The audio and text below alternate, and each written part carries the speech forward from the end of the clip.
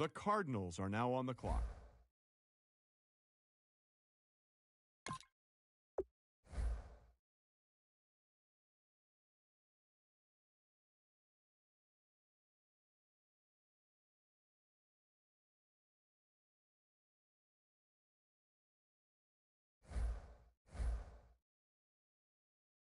Cardinals pick is in. Let's go to Adam with more on Cobb. Well, he hasn't gotten a lot of attention from the media. His name has been circulating around the front offices the past few weeks.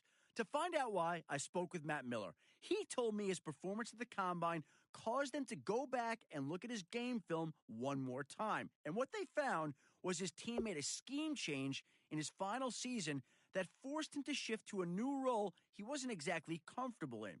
To draw a comparison, they looked at his first 3 seasons before the change, and he looked like a much different player.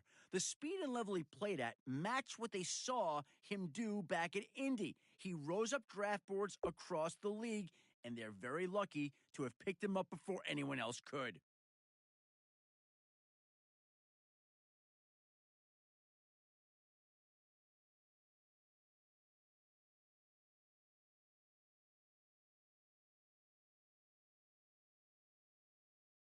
The Lions are now on the clock.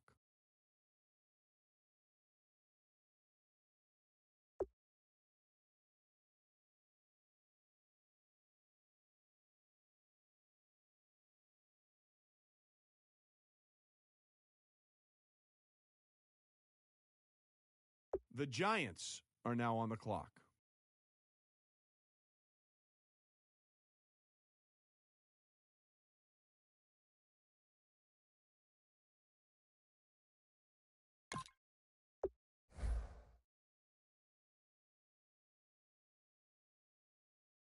The Bills are now on the clock.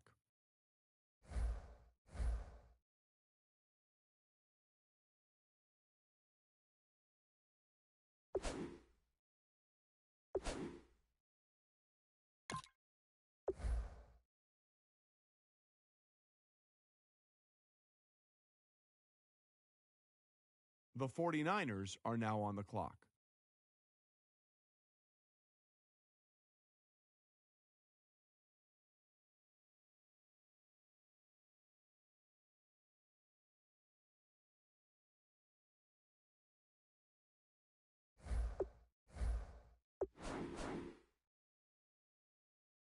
Let's go to Adam now, who's got more on the 49ers' latest pick. This is a player that many felt could be a solid role player in the NFL, but not a dominant force. That train of thought changed after one of the best defensive performances the College All-Star Game has ever seen. At times, it seemed as if he were everywhere on the field during the game, disrupting both the run and pass game for the opposition. Several scouts I spoke with pointed to that performance as evidence he could dominate at a high level, and sources have told me that more than one general manager felt he was the type of defender you could build a franchise around. Now all that's left for him to prove is if the All-Star Game was an aberration or a sign of things to come.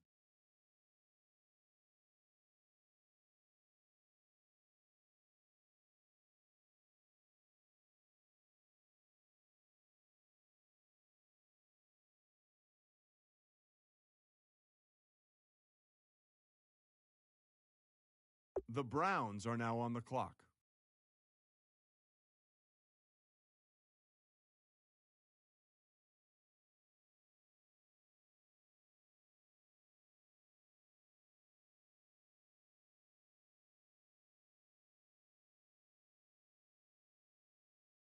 The 49ers are now on the clock.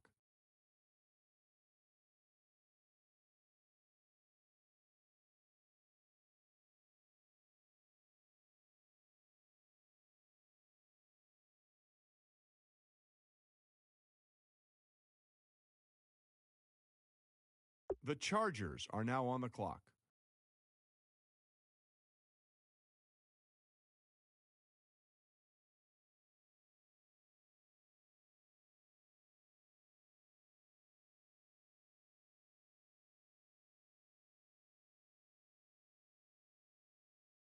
Our very own Adam Schefter has more to say about this pick.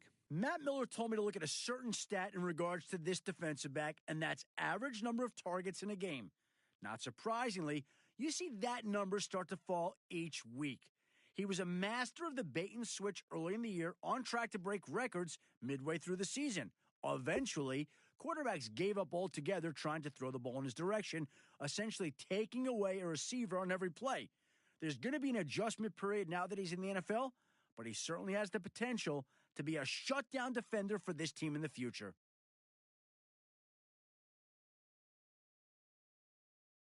The Raiders are now on the clock.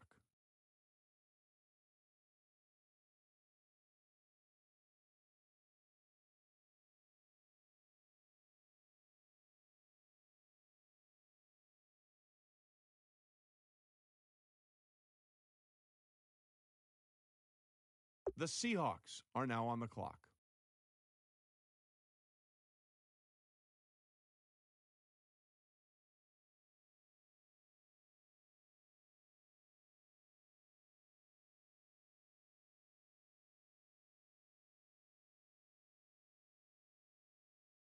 The Cowboys are now on the clock.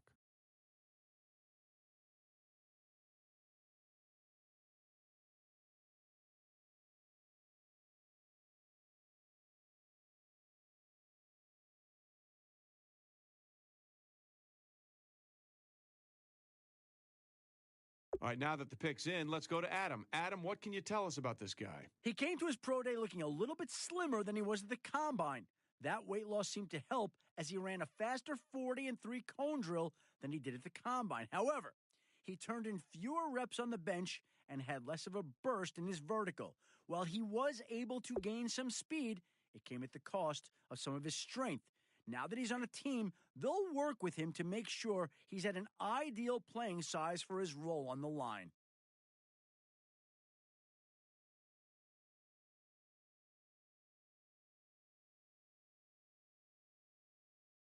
The Vikings are now on the clock.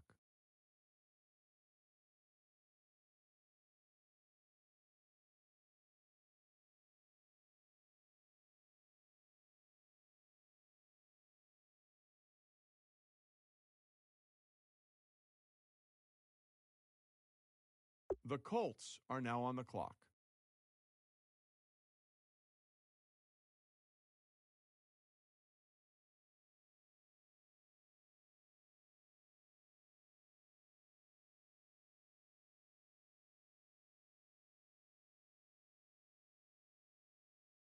The Colts pick is now in. Let's go to Adam. Tell us more about Boyette. He's a Heisman-winning defender. Let me say that one more time. He won the Heisman, and he's a defensive player. Need I say more?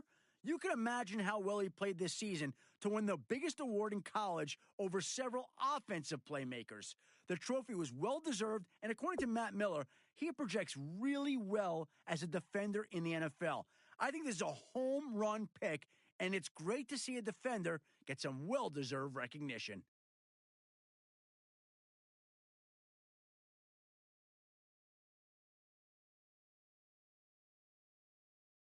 The Chiefs are now on the clock.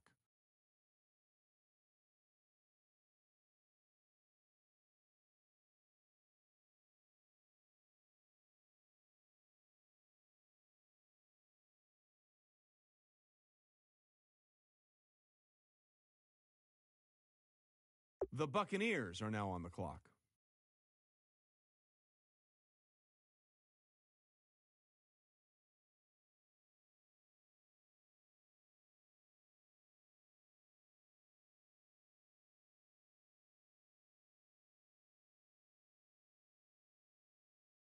The Buccaneers have made their selection. What can we tell you about him? That's why we have Adam Schefter. He's been the subject of a fair amount of controversy after a mediocre season that culminated with one of the most impressive final games a defensive lineman has ever enjoyed.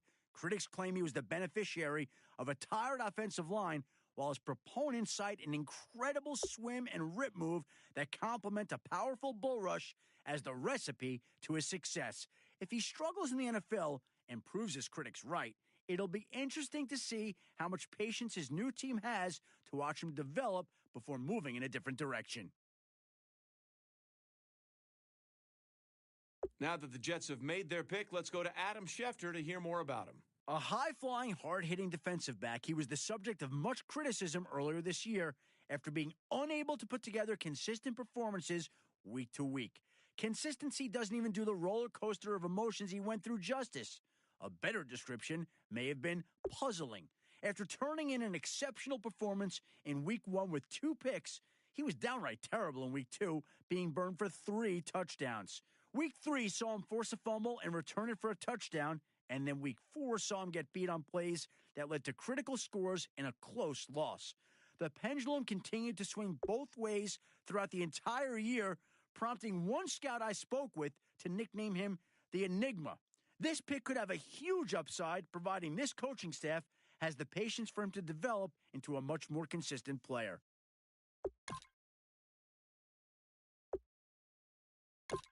All right, let's go to Adam Schefter, who's got more on this pick. He's a tight end who didn't see a lot of action in college, and based on his performance at his pro day, it's clear why. As Matt Miller put it, he's not good enough to be either a blocker or a receiver at this point.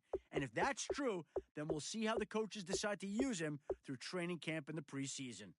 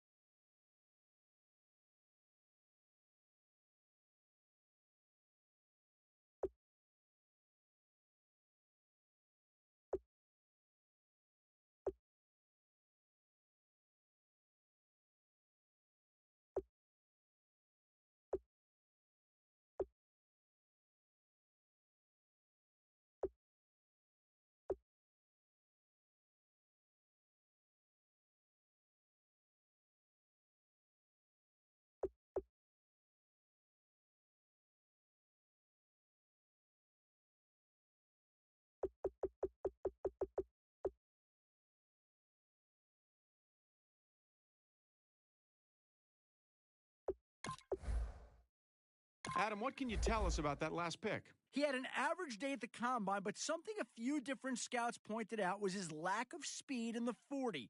He ran an average time for an offensive lineman, but the big area of focus for guys his size is the first 10-yard split. It took him almost 2 seconds to get out of his stance and across the first 10 yards. This is a good measure of how quickly a lineman can get out of his stance and get downfield.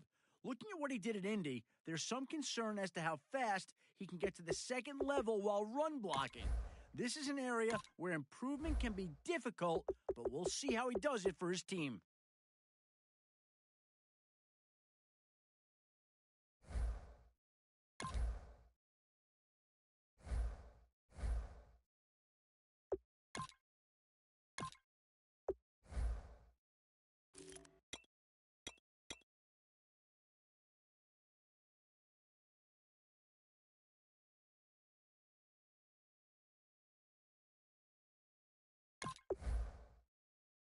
The Houston Oilers are now on the clock.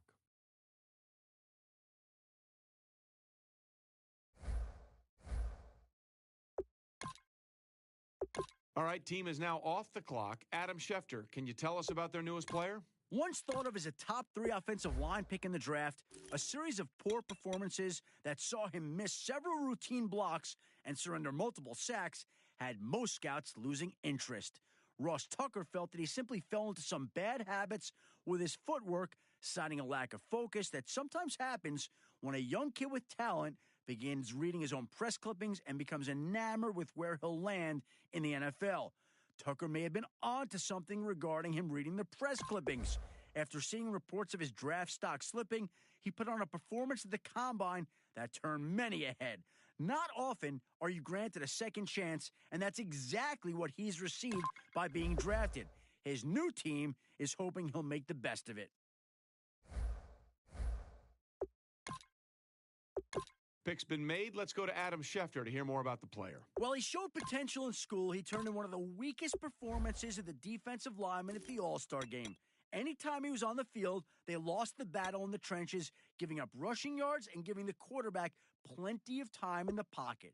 Matt Miller told me he got stood up by any offensive lineman he was matched against, and struggling to get off the block removed him from a lot of plays. He needs to develop some moves if he's going to get by blockers. You can't just rely on strength alone anymore, especially not in the NFL.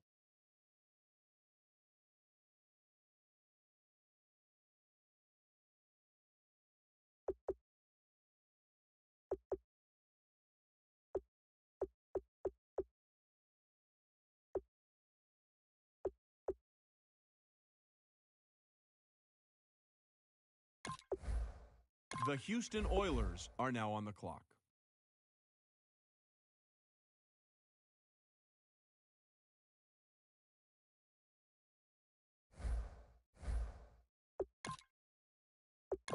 Now that the Broncos have made their pick, let's go to Adam Schefter for more. One of this draft's toughest players, here's a guy who played the majority of his final collegiate season with a broken foot. Long suffering with plantar fasciitis in the affected foot, doctors discovered several hairline fractures across the first, second, and third metatarsals during a routine therapy session. Translation? His foot was essentially shattered. Recovery took months, and he used the time wisely, studying film of just about every NFL team and preparing for interviews. No surprise that he blew scouts and even a few GMs away with his knowledge of NFL offensive schemes. This is an intelligent, hard-nosed defensive back who's going to make his fair share of big plays before his professional career is over.